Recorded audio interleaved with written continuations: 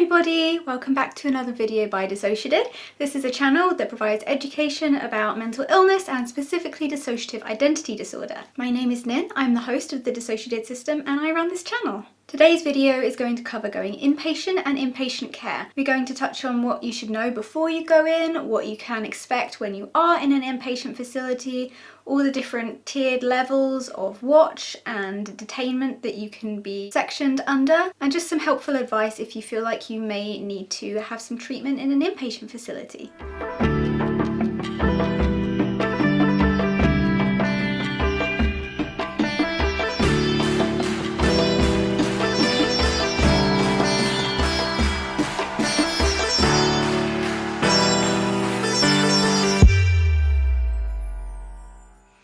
So first of all, why might you need to consider inpatient care? If you are experiencing a mental health crisis, sometimes it can be beneficial to consider staying in a hospital or a psychiatric care unit or just a mental health care ward. When things get really bad, this is sometimes the best way to ensure your safety and make sure you're getting the care that you need to be able to take steps forward. There is absolutely no shame in going inpatient, and sometimes it's the best way to help you on your way to recovery. There are many different ways that you can be committed to an inpatient facility, but the two main types that separate all these other examples that I will be sharing with you later on are voluntary and involuntary commitment. Voluntary means that you're going in of your own free will, you are happy to go in and receive the treatment and care you need. Involuntary is when they may have to detain you for your own safety under the Mental Health Care Act. How can you stop things from getting to this point? If you are feeling like your mental health is worsening and you're not quite at the point where you think that you need to be treated in an inpatient facility, but you do need some extra assistance alongside mental health care from professionals, we recommend that you use this app, Meditopia. We're very lucky to have a sponsor for this video, and you guys know we would never accept a sponsorship from something that we don't truly believe in or use ourselves, and for this, we tick both boxes. Meditopia is a wellness app that uses science, meditation and data to help offer you wellness solutions. It can help reduce stress, encourage better sleep and help you improve your focus. We personally use it the most for stress management. Whenever we're feeling very panicky or anxious, this app has been very helpful for us. In our opinion, the best thing about Meditopia is that you can just listen and follow, so you don't have to come up with those grounding activities yourself when you're in a very distressed or dissociated state. It can be very difficult to lead your own grounding process as well as doing it yourself. Meditopia takes care of that for you. We find it very calming, it's extremely easy to personalize, and it can help you regain a sense of control, a sense of clarity when you need it the most, as it has done for us. You can download the Meditopia app on your Android or your iPhone, and something that we think is really amazing is they have added free meditations for those of us who are in lockdown or who are isolating without having to pay for the premium version, which we think is really lovely sentiment and will help a lot of people who are struggling on their own in lockdown. Subscribing allows you access to all the meditations and all the programs on the app. If you're interested in this, you can use the link in our description to download the Meditopia app and get a 7-day free trial. Thank you so much to Meditopia for sponsoring this video, and now we're going to move on and tell you more about the ways that you can be committed into inpatient and how you should prepare for that. So the following advice will be geared towards people who are in the UK, because we know how things go down here.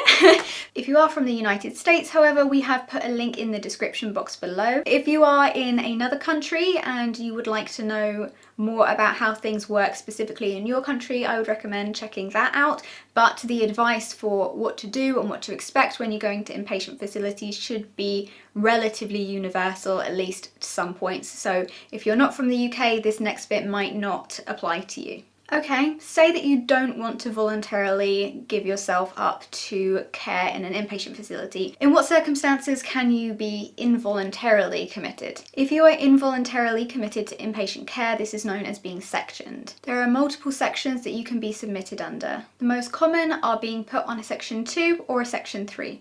Section 2 is less severe than a Section 3, but what about Section 1? Section 1 or level 1 isn't actually a section, that is when you go in voluntarily. So if you are voluntarily submitted, then you may be known as being on a Section 1, but you're not actually sectioned. You're voluntarily giving yourself up to the treatment and the stay. Under a Section 2, they are legally allowed to detain you for up to 28 days, and if you're on a Section 3, they can legally detain you for up to 6 months. If the police get involved, you can be detained under a 135 or a 136, depending on whether you're in public or not. If you're in hospital, you can be detained under a 5-2 or a 5-4 by your nurse. And as I said, if you are voluntary, then you're going in of your own free will. If you have gone in voluntarily, in some cases you can discharge yourself after seeing a doctor. However, if you do leave without permission, technically you are allowed to do this, but the police can still use their powers of detainment to bring you back in. If you go in voluntarily, you will have more freedom as to what meds and treatments you take, and you may also be allowed to leave the facility for certain amounts of time if you've been well behaved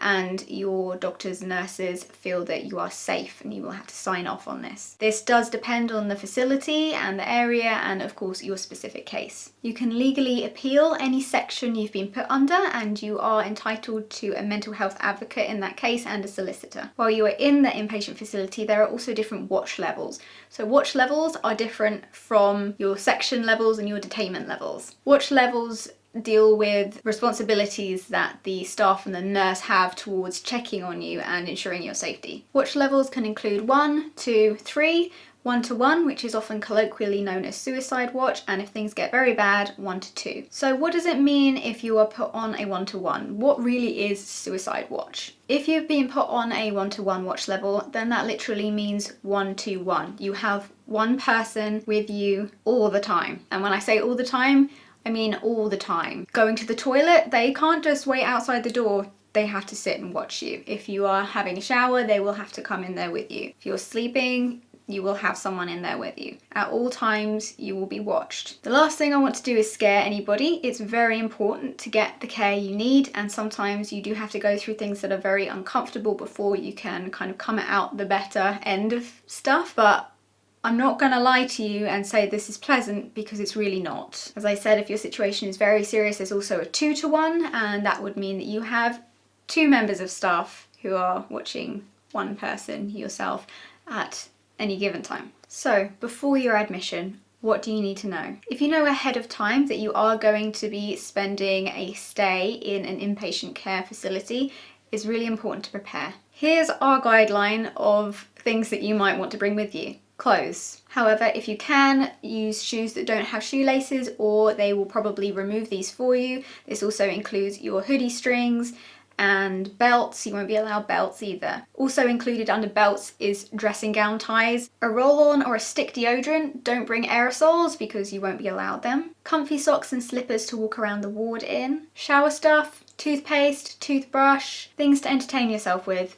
It is likely that you will have a lot of free time depending on the facility. Some facilities will run activities and perhaps some art therapy groups. Occupational therapists might visit every once in a while, but generally you will have an awful lot of free time. So it's a good idea to bring books, notepads, pens, pencils, drawing stuff, colouring stuff. They'll usually have things like jigsaws and stuff like that around, and board games. If you want your own things to read, or your own books to draw or doodle in, then that's a good idea. No fountain pens, because fountain pens are too sharp and they will consider it a risk and you won't be allowed to have it. Depending on the facility, you may or may not be allowed any electronics. In any circumstances though, you will likely not be allowed your phone charger, as it is a ligature risk. In some facilities you will be allowed to have your phone, but you'll have to hand this in to the office to have it charged, so you have to sort of time when you want to be able to use your phone and manage the charge on it and things like that, because you won't be able to have it while it's charging. In other facilities you won't be allowed your phone at all. If you need to make a phone call, they should have a phone that they provide for you to call whoever you need to on, but you won't be allowed to just make lots and lots of calls. You also won't be allowed to take plastic bags and things like that into your room. Anything that can be used to harm yourself, they will take from you.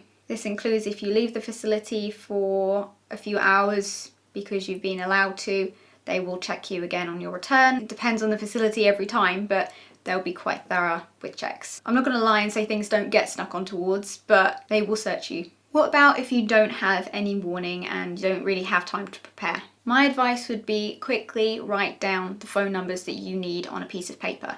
So when you are in the inpatient facility, if you do need to make a phone call, and they usually will allow you to, you can contact the people who need to know where you are. You might be able to ask them, can you please come and drop me off some clothes, deodorant, a book, if you have somebody available who can do that for you. If you do forget things, sometimes a nurse will be able to provide you with a deodorant or something like that. So don't worry too much if you aren't able to get hold of stuff. You can also, if you are allowed out, you may be able to go and buy some clothes, for example. During your stay, what does a typical day look like in an inpatient facility? You will meet people who are very, very unwell. Be prepared to see and hear unsettling things and potentially triggering things. But please remember that you are there for your own healing first and foremost. While you are there, it is the staff's responsibility to care for everybody else on the ward. It's their responsibility to care for everyone's safety. So please try not to put too much time and energy and anxiety into attempting to manage other people's crisis states. The whole reason you are there is so that you can focus on yourself and your healing. The staff are there for everybody else. You do not have to take care of anybody. It can be very difficult not to get pulled into other people's life stories, their situations and their crises, but you have to remember why you are there. Try to make use of the facilities and the help that is offered to you. As I said earlier, some centres may have art therapy or occupational therapists that will run activities on the ward. If you have been sectioned, one way to prove your intent to recovery and the fact that you're making an effort to the staff is by attending these sessions and things that are run on the ward. They will be monitoring your engagement even if you don't think that they're paying particularly close attention. Interact with people. It's likely a different environment than you will have experienced anywhere else, especially if you've not been in an inpatient facility before. It can be like a different world, so sometimes embracing a sense of community is very helpful. Things tend to feel different in treatment centres. You might feel different in a treatment centre. Sometimes the patients on the ward will band together to keep each other safe and there's a sense of camaraderie. In other wards, everybody will keep to themselves. It really depends where you are. Spending time in communal spaces also means that staff are able to get to know you easier and then they can care for you better than if you were in your room all the time. This means they can keep you safe with less difficulty. You can also learn a lot from other patients who have more experience of being in inpatient care than you do. And sometimes their advice can be worth its weight in gold. Keep track of any changes that staff make to your care. This is really important. This is new meds, therapy, referrals, assessments, what doctors have seen you and what they've said, eating charts, etc. You should get a welcome pack and a guided tour. Please be aware as well that things will be changing due to COVID. So in a lot of wards at the minute, if you were to go in, you will have to quarantine for on average around 2 days and they will give you a COVID test. If it comes back clear, you are then allowed out free onto the ward to interact with other patients and use the communal spaces. Before that, you have to stay quarantined in your room. The two most important things to receive are your My Care, My Recovery pack, which will be supported by your key nurse, and your care plan. These are important because they need to be updated and should be followed up by actions from the staff. Finally, be prepared to advocate for yourself. The staff are often overworked and underpaid. Make it clear what you need. The staff are there to help you. They have a lot to manage, so while they're busy putting out someone else's fire, they may miss you emitting smoke. They might miss your warning signs when they're dealing with crises happening to other patients. Know your rights and practice them, even if you feel like it's not worth it or you're not worth it. I know it can be really difficult to vocalize your needs, especially if it's obvious that they're busy.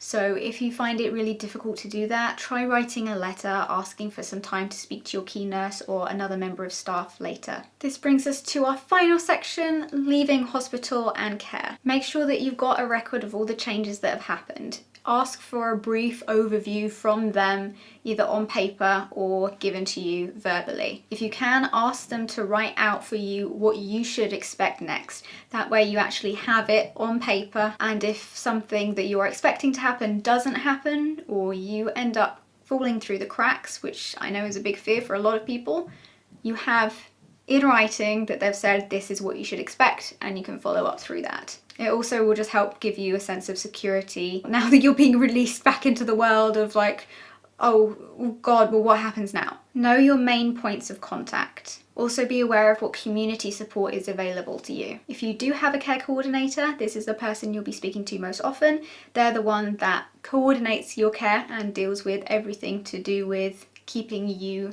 safe and helping you readjust to life. Big final point. Keep taking your medicine. If they've changed your medicine while you're in there, please don't just come off it cold turkey. Make sure that your GP has received your prescriptions and chase it up if you need to. Do not go into withdrawal from your medicines. I promise it is so not worth it. If you need to, you can come off them slowly, but please talk to your doctor about it because they will help you through it. That covers just about everything that we can think of. Please let us know if you have any questions or anything that we either got wrong or that you want us to cover in more detail, or anything that we missed at all. Please remember, we are not mental health professionals. We're just giving advice from what we know through research and our own experiences. This information is tailored to Essex inpatient care, and it will differ depending on where you are in the UK and of course across the globe. Guidelines will also fluctuate due to updated measures that have been put in place to deal with COVID and the changes resulting from that are now applied to the Mental Health Act. Our advice is not official or exhaustive, we just really want to help, and we wish that we'd had a video like this when we needed advice on, oh God, well, what does that mean? It's important to take care of yourself, and sometimes going into inpatient facilities and things like that, especially for the first time, it's very scary, but you will be all right. Make sure you know your rights, practice them, stand up for yourself, and hopefully this will start you on your next steps to recovery. If you are in an inpatient facility or feel like you may be going into one soon, we wish you the best of luck. We believe in you. We know you can do this. There is absolutely no shame at all, and we're proud of you. Keep going. We're also thinking about maybe making a video tailored towards people who work in inpatient facilities or who work in mental health care about what we and other patients wish they would know. Let us know if you're interested in a video like that and we can film it for you. But other than that, stay safe and we'll see you soon. We really hope this has helped. And don't forget to check out Metatopia if you're interested in what they offer, because they've been brilliant for us. Lots of love, everybody. Bye.